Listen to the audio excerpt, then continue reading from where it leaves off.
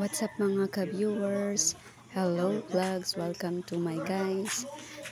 Joke lang po.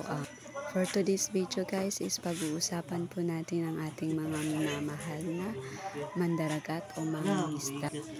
Pero bago po ang lahat, nais ko po munang batiin ang ating mga followers and ka-viewers na magandang umaga po sa inyong lahat. Maayong buntag, maayong adlaw, good morning.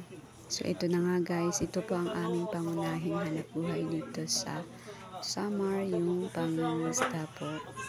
Kaya ito na nga po guys, nakuhaan ko po ng video ang ating mga minamahal na mangingisda na nag-aayos po sila ng kanilang lambat or tinatawag na pukot sa Bisaya, waray. Kaya naayos po nila dahil maya-maya po mga bandang alas 4 hanggang alas 5 is papunta na po yan sila sa dagat. Yung hinuhuli po ng ating mga mangingisda dito is yung mga malaking isda po na katulad po ng tuna or bugaongon.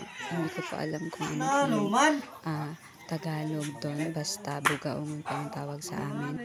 Kaya kahit po matumal or walang mga kuha, so nagtitiis po ang ating mga kababayan na kahit po sobrang expenses at lugi na po sila, so kailangan po talaga nilang magsikap araw-araw para makabawi at makatulong sa kanilang mga pamilya.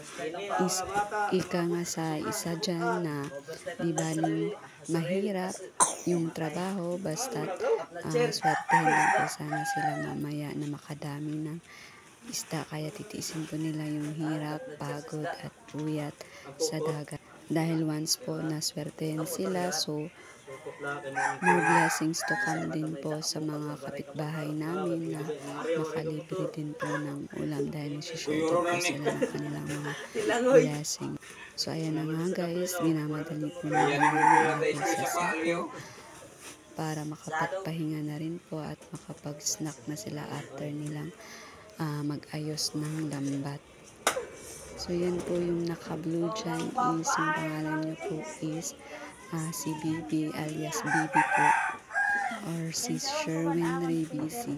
Siya po yung nagdadala ng motor or ang tawag nito na nagmamanage sa motor, at yung iba naman po dyan snack time sa mga masisipag na mandaragat na natapos na sa ira panhukhot na mag-ayos ng kanilang lambat.